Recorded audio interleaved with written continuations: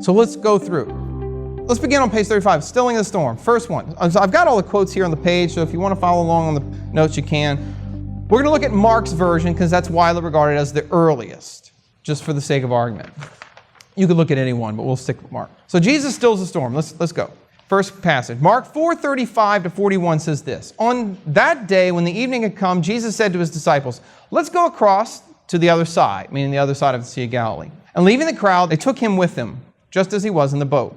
And the other boats were with him. And a great storm of wind arose, and the waves beat into the boat, so that the boat was already filling. Pause. Any of you guys go fishing? You ever been out on the water in a storm? Yeah. Scary as all heck, huh? Like you all of a sudden realize, I am weak, I am small, and I'm going to drown. Fat. It's scary. Okay, so that's what's going on here. All right, but he was in the stern, asleep on the cushion. So he's just napping. They're like, the boat is filling up with water. Can you imagine yourself like you're in a boat with your buddy? It's filling with water, and he's like, just snoozing. You would be so mad at that guy, right? Get your behind up and help save us. Okay? So he's asleep on the kitchen. You got to remember there's some humor here, too, in these stories. It's really powerful. Yeah. Okay. So they woke him and they said to him, Teacher, don't you care if we perish? And he awoke and rebuked the wind and said to the sea, Peace, be still.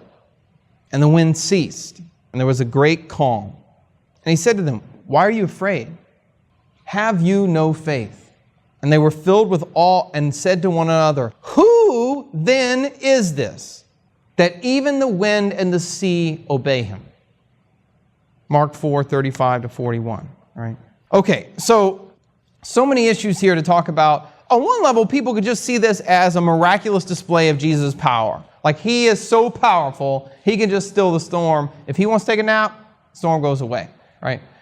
But there's more going on here, and the question at the end of the episode points it up. What does this miracle of Jesus lead them to ask about? Not, hey, is this guy sent by God, or is he the Messiah? But they ask about his identity. Who is this guy that even the wind and the seas obey him? Now, in a first century Jewish context, there's something really important going on here.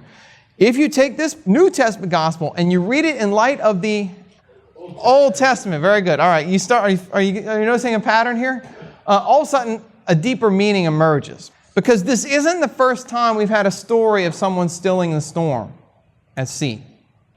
It's also the case that we find out that Yahweh does that in the Old Testament in the book of Psalms, which is the most popular book for a first century Jew. It's the most well-known book. Everybody would know the Psalms. You would sing them, right, in the temple. You would sing them in the synagogues. Okay? So look at Psalm 107 and compare this psalm with the story in Mark 4. The Lord stills the storm. Psalm 107 reads, Some went down to the sea in ships doing business in the great waters. They saw the deeds of the Lord, his wondrous works in the deep. For he commanded and raised the stormy wind, which lifted up the waves of the sea. They mounted up to heaven. They went down to the depths. Their courage melted away in their evil plight. They reeled and staggered like drunken men and were at their wits' end. Then they cried to the Lord in their trouble, and he delivered them from their distress. He made the storm be still, and the waves of the sea were hushed. Then they were glad because they had quiet, and he brought them to their desired haven. All right, so that's Psalm 107, 23 to 30 here. Okay, so look, if we start with this passage, the stilling of the storm, and we just line it up with Mark chapter 4, the parallels are really striking. On the left-hand side, in terms of Psalm 107, who is it that stills the storm? It's the Lord, which remember, in the Hebrew, that is an English translation of the Tetragrammaton, the 4 sacred letters of the divine name of God, YHWH. Whenever you see Lord, all caps, that's what it means, right? So in Psalm 107, Yahweh stills the storm. And there are 6 points here. Number 1, there are sailors and ships in Psalm 107. Number 2, there's a stormy wind and waves. Number 3, the courage of the sailors melts away. Number 4, so they cry out to Yahweh. Number 5, Yahweh stills the storm. And then number 6, the waves of the sea are quiet. Right? That's what goes on in Psalm 107. Well, if you put that next to Mark chapter 4, the main parallel is that Jesus in Mark 4 does what Yahweh does in Psalm 107. Number 1, you have the disciples in the boats. Number 2, you have stormy wind and waves. Number 3, the disciples are afraid, rightly. Number 4, they cry out to Jesus, right, as opposed to Yahweh. Number 5, Jesus stills the storm. Notice, he doesn't say, Lord, please still the storm. He just commands it. He doesn't ask God to still the storm. He doesn't pray. He just commands. And then finally, number 6, there was a great calm. And that's not just in Mark 4, but it's in Matthew 8, Mark 4, and Luke 8. So we have 3 accounts of this miracle of Jesus, which if you follow my standards in terms of the case for Jesus, that would mean 2 of them, at least, are based directly on eyewitness testimony, because Mark's account would be based on Peter, who was there, and Matthew's account would be based on his own memories of the event, right? So you got eyewitness testimony here too. That's another reason Ehrman doesn't take these seriously, because he doesn't think there's any eyewitness testimony. He thinks this is a story that somebody told a friend who told your mom who told their friend. You know, like remember that little thing I was talking about last time? You know, the whole telephone game. Okay. Now, you don't have to take my word for it. You can listen to scholars like Father Joseph Fitzmyer and Father John Meyer, Jesuit and my teacher at Notre Dame. In their comments on this passage in Mark, Father Fitzmyer writes, as Yahweh established order over chaos and rescued his people from watery disasters, so now Jesus is presented as having a similar role in their destiny. And then John Meyer, quote, in short, what Yahweh does to save the crew of the ship on the sea of Psalm 107, Jesus does to save his disciples in the ship on the Sea of Galilee. So we got this striking parallel between Jesus and Yahweh. And notice the disciples get it insofar as they ask the question, who is this guy that even the wind and the seas obey him? Right? Okay, now, second point. The walking on the water. It's important that we don't stop there, though, because someone might respond, in fact, Ehrman probably would respond. Well, yeah, but Moses parts the waters in the book of Exodus 14, right? Elijah stops the rain. So just having control over the elements doesn't necessarily mean you're God. It could mean simply that you're God's prophet. Right? That you were sent by God, that you were the emissary of God, you're the agent of God, which is the language they tend to use, actually. So we've got to go beyond just the stilling of the storm and look also at the walking on water, or better, the walking on the sea. Walking on the Sea of Galilee. What is this, Mark 6? Is that right? Okay, Mark 6. All right. And again, we'll do questions after I'm just done walking through these. We'll take a break and then we'll come back and we can discuss them in more detail. All right, the walking on water, I am. In this episode, it goes a little deeper. And in Mark 6:45 to 52, Jesus not only performs a miracle, he performs a miracle in the context of taking the divine name as his own name. Let's see what happens. Quote, immediately Jesus made his disciples get in the boat, this is Mark 6:45, and go before him to the other side, to Bethsaida, while he dismissed the crowd. And after he'd taken leave of them, he went up on the mountain to pray. And when evening came, the boat was out on the sea, and he was alone on the land. And he saw that they were making headway painfully, for the wind was against them. You ever try to row against the wind? That is really hard. One time when I was a boy, we used to go in the bayous all the time with a Joe boat and just go up and down. And one time we went, several miles down the bayou through all this hyacinth and stuff. It was a lot of work. We're like, okay, we're ready to go back. We turned and the wind shifted.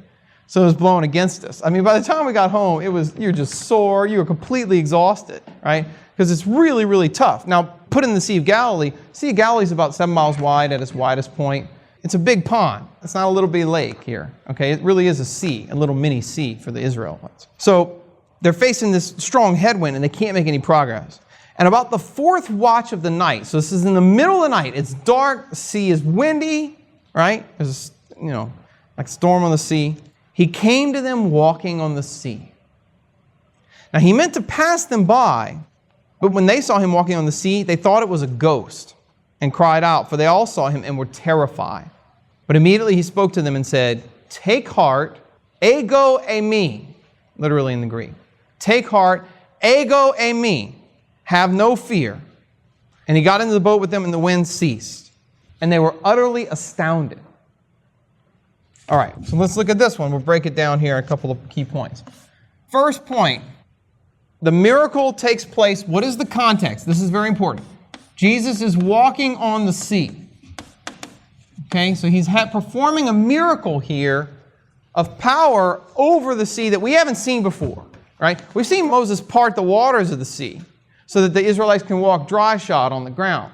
It's one thing to walk dry shod on the ground, and an entirely another thing to walk dry shod, well, so to speak, on the water itself. All right, first point. Second point, when they see him, they think it's a ghost, right? Which shows you the disciples believed in ghosts, so there you go. People always ask, what about ghosts, right? There you go. But what does he say? He says, take heart. Now your RSV, what does the RSV say? It is me, or it is I? It is I? Oh, so see, there's different ones then. Okay, very, very good. Okay, so there's different translations here. This is an issue. Very important. So if you go and you look, how do we translate what Jesus says? The words in Greek are ego eimi. These are the exact same two words we saw used in John. But here they get translated in different ways. So I think the old RSV has it is I. The RSV CE2 sees the problem there and has what? I am. What does the NAB have? Anybody else? Oh, the second edition. Okay, well then that's the same. Never mind. Yeah, you surprised me with that. I thought it wasn't that way. But okay, NAB also, I think, if I'm not mistaken, has what? It is I. Now, to be fair, that's a legitimate translation, or it's a quasi-legitimate translation, okay? Because there are certain contexts in which I am can mean it is me, right? The case I'm thinking of is when, although that one's actually different grammatically. In Luke 24, when he says, touch me and see that it is I, myself. Okay, there's an additional autos there, right? Because he says I, myself. So this absolute form, let's just put it this way. This absolute form, ego eimi, is ambiguous. It can sometimes mean it is I. It can sometimes mean just I am. What is it that determines the meaning, everybody, of words that are ambiguous? Context, thank you very much. Context is how you determine the meaning of the words that are ambiguous. So the question here is, how should we translate this? Because literally, that's not what it says. Literally, what it says is, take heart, I am. Ego eimi. He doesn't say, ego eimi autos. It is I myself. It's me. Chill out. He says, I am. Now, of course, on one level, that functions to identify him, because because he's walking on the water in the middle of the night. You don't expect to see Jesus doing that. So, yes, but on the other hand, is there something deeper going on here? And I would suggest to you that there is, and that the context makes it clear. Because in context, when you juxtapose the performance of this miracle with the use of the divine name, what you appear to have here is a theophany. So look here, this is page 36. Where does ego eimi come from? It comes from the most famous theophany in the entire Old Testament. Exodus chapter 3, where the Lord reveals his name to Moses, and Moses is astounded, and we hear this. Moses said to God, if I come to the people of Israel and say to them, the God of your fathers has sent me to you, and they ask me, what is his name? What shall I say to them? God said to Moses, I am who I am. And say this to the people of Israel, I am has sent me to you. God also said to Moses, say this to the people of Israel, the Lord, the God of your fathers, the God of Abraham, the God of Isaac, the God of Jacob has sent me to you. This is my name forever, and thus I am to be remembered throughout all generations. So, I am is the name of God that was revealed to Moses in the most famous theophany in the Old Testament. The theophany on Mount Sinai. So what is Jesus doing here then if you put his words in context? He seems to be alluding to the theophany at Mount Sinai. And again, you don't have to take my word for this. This is admitted by scholars who are writing on this who don't think Jesus claimed to be divine, by the way. These are scholars who are just commenting on the Markan text. John Meyer writes, while the surface meaning of ego eimi in the gospel narrative is, it is I, the many Old Testament allusions intimate a secondary, solemn meaning, the divine I am.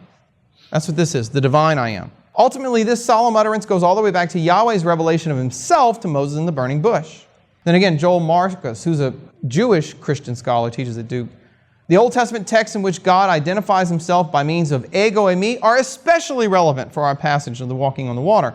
These Old Testament texts are all based on Exodus 3:14, in which God identifies himself by means of ego eimi hoon. I am he who is, in the Greek. Oh, sorry, he just said that. Okay. A name denoting his active, upholding, uncircumscribed, everlasting presence, which allows no rival force to withstand it. In other words, when God says ego eimi hoon, when he says I am, it's a revelation of the fact that he is eternal, right? He doesn't have a beginning. He doesn't have an end. He's not the God of the woods or the God of the river, like some local deity. He is the one who simply is. He is, as Thomas will say later, he is being itself. That's what ego eimi reveals to us. He is being itself. He's not a being. He is being itself. Okay?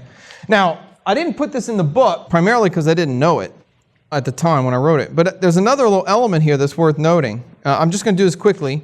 In Job chapter 9, go check it out sometime when you get a chance. Richard Hayes, who teaches at Duke as well, just put out a book called Reading Backwards. He was Dr. Eubank's teacher at Duke, and he points out that not only is the Exodus 3 in the background, but in his book Reading Backwards, he points out that Job 9 is also being alluded to by Mark. And in Job 9, guess what Job 9 says?